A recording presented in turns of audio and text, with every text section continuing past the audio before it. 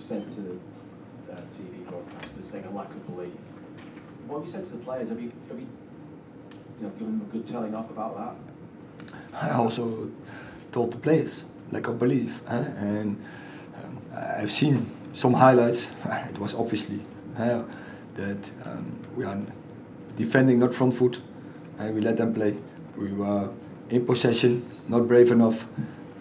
Make technical skills mistakes, decision mistakes, and then you get hammered.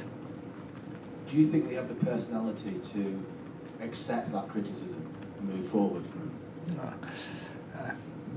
I think they have to, and they show against, for instance, Liverpool and Arsenal, that when they perform as a team and when they bring the belief on the pitch, starting individual, and we will show them, and then you cannot deny. Dave? How do you explain that lack of belief? Because surely as professional footballers, that's one quality you should already have. Yeah, I think often it's the other way around. Then, so for instance, the last 5 games, we bring that attitude on the pitch. We have a strongly belief and convincement, and you bring opponents in problems. Now today it was the other way around, but it's I think it's normal in our process that the pattern has to go up, and I think I see clearly it goes up, but you will have setbacks during the process, and we have to learn from it, but point it clearly out. We can walk away from it, but if we do it, we will not get the solution, so we won't do it. We will be clear, and then we have to move on. We will carry on and to the next game. You had a month without domestic football. Is it too easy to point to that as an excuse for today? The what? You had a month without the Premier League game. Is it too easy to point to that as an excuse? There are never excuses in top football. We have to bring results, and it's obviously it's a fact. But you cannot bring it as excuse when you don't get the right performance, especially you don't get the right result. Erik, you said that the players were undisciplined and following the rules. What rules were they specifically that they didn't follow? It's starting once again with belief on the pitch that you can get a result, that you can beat your opponents. So in and out of position, and then the consequence of it that we don't follow rules and we don't follow principles, and then you don't act as a team, and then it go the way it went. And I appreciate Anthony Martial came on, did well, scored twice, but is Cristiano Ronaldo going to be the third choice striker forward now? I wouldn't bring him in because we are 4-0 down, out of respect for Cristiano, for his big career, and the other thing, there was then the advantage.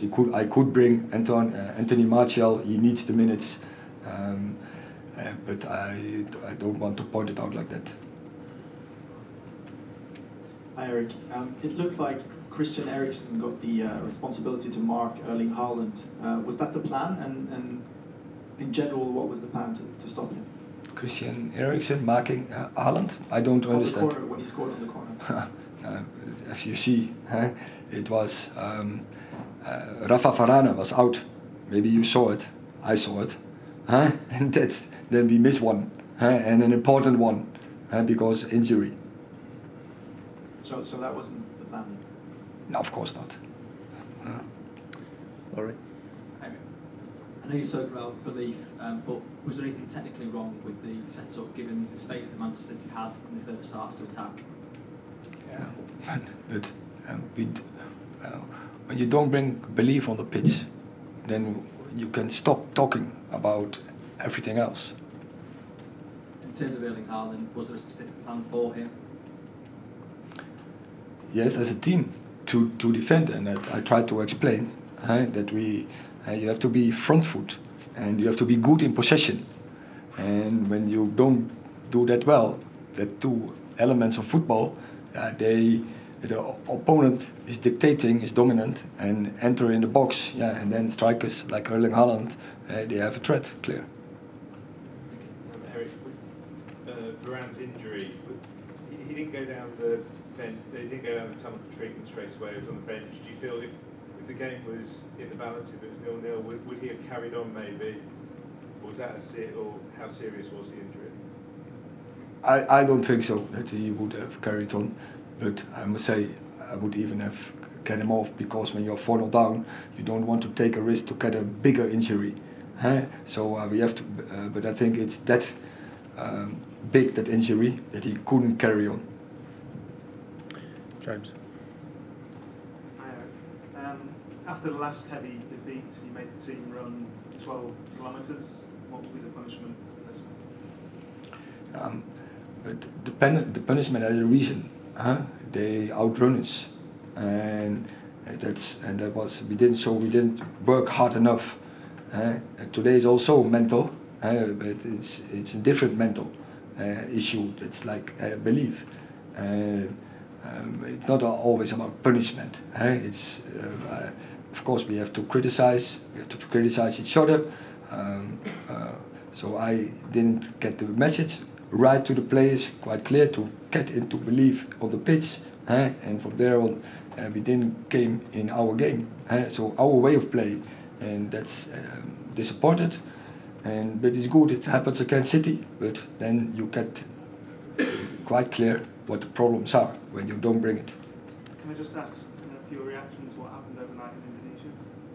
Tragedy in Indonesia. Yeah, I have seen. Yeah, it's a really disaster.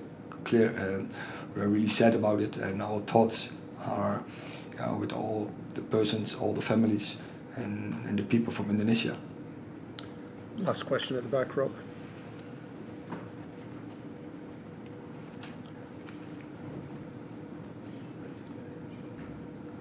Hi, can I just ask about Casemiro? I think when you sign a player like Casemiro from Real Madrid for £60 million, a lot of fans would expect in the big games at City, at the Etihad, that he would be want to start because of his experience and composure. But was there a particular reason that you thought that he shouldn't start today and Scott McTominay should?